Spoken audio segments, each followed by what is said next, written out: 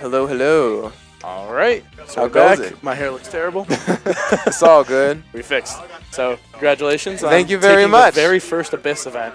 How do you feel? I feel good. Feel good? I do feel good. I mean, you should. Like that. Such a dominant performance in those two Yeah. grand final sets. 3-1 both times. I mean, game 4 was a little bit of spaghetti from both of you, but like overall, definitely looking a lot cleaner, especially versus your pool set. Well, I actually, when I played them in pools, I came to the realization that Power Stone is like, I think is.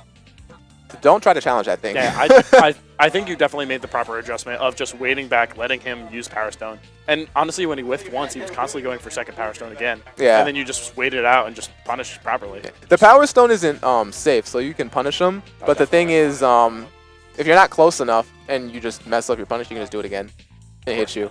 So I was actually playing a lot more cautious up close if I wasn't up close on my own terms, like making him block.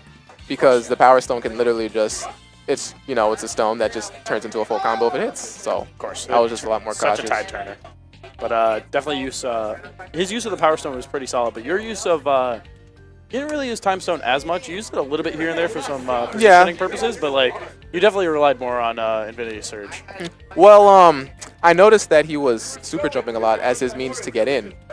So when I noticed he was doing that, I didn't really have to use Time Stone to create space that much, because if someone's just super jumping over me, I can just dash under. Or if someone's super jumping, I can just set up whatever I want on the ground, and they have to take it.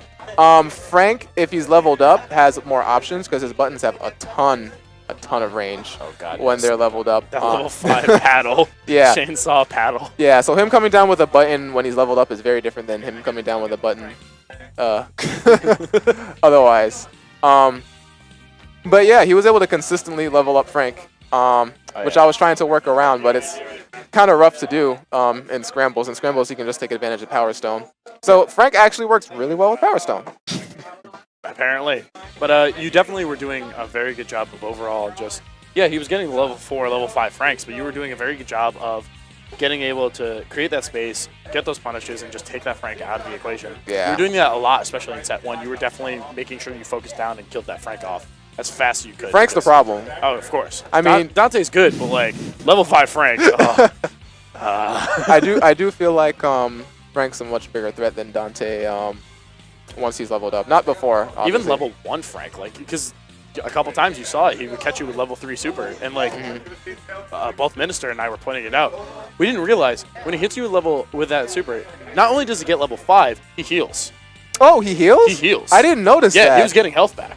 Like, I didn't, the first time I saw it, like, he got like 30% health back. The second time wasn't as much, so I think it's based on red health. But he was healing off that. I was like, that's so good. I didn't level know that 5, was a thing. he heals his red health. That's, I didn't know that was a thing. it's godlike, man. I think it's a command grab, so I think it is. I guess they tacked on that as an extra reward for landing it.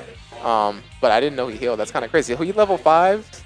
He gets level 5 and he heals. He gets level 5 free and heals. Like, how is that so good? Why? He made good use of the level 3 in Infinity Storm. Because the way Infinity Storm works is you're invincible, right? Yeah. But there's a recovery. You can't act the moment you activate it. There's like a brief recovery period. But you can't get hit, so it's usually used as a defense mechanism, which he was using, which was really smart. But once he would pop the Infinity Storm, I would immediately put him in Kokosho Ball. Yeah. So that way I wouldn't have to worry about anything he'd want to do after. I'd continue applying pressure. And that's when he would level 3 on reaction. It would cost his old Infinity Storm, which I didn't mind. I'm sure he didn't mind it either because it was an instant level 5. Yeah, exactly. But well, I mean, it was a trade-off I was willing to take. He was also doing that with Dante, too, where you would put him... Like, the progression of that was, it was early, you were putting him in Kokosho, and then in response, he was Infinity Storming. Or, I think it's Storm, right? Yeah, you're right. He was storming in response, and then you were still trying to hit him with buttons. He was in that invincible recovery, and then with level 3 in reaction, and catch you with that.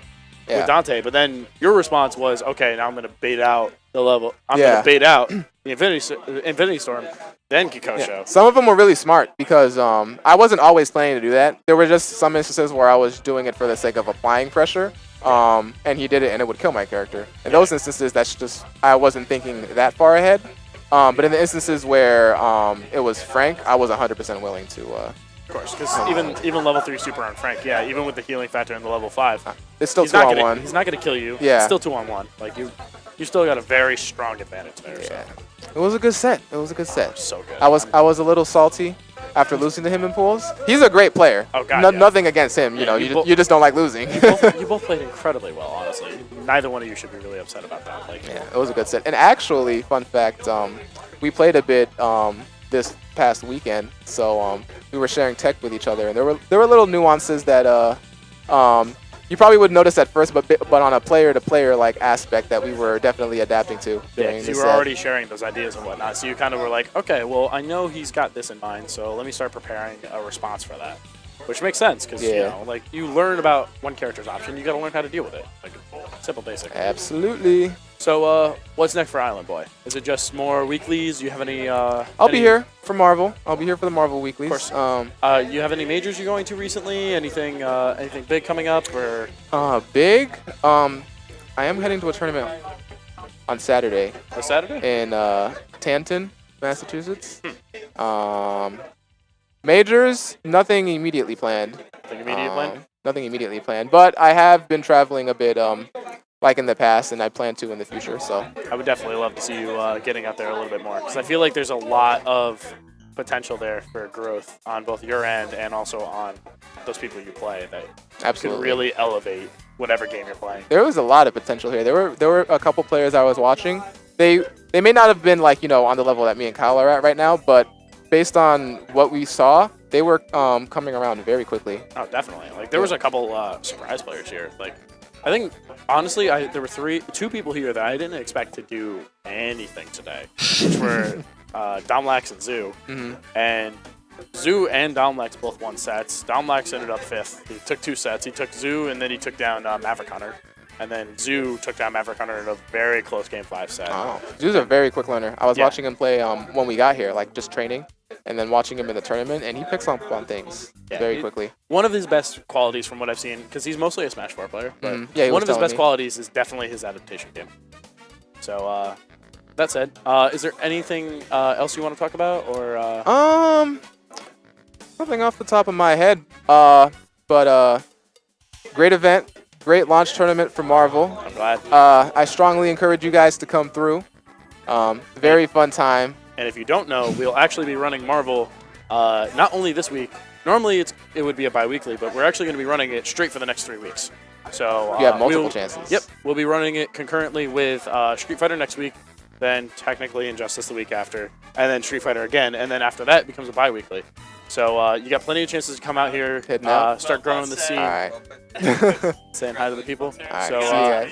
So, so they can obviously follow you on Twitter at IslandBoy15. Is there anywhere else they can find you? Facebook, Instagram, Snapchat. I am on Facebook. Twitch. I am on Facebook as Rick James. If you see a Photoshop Rick James, that is me.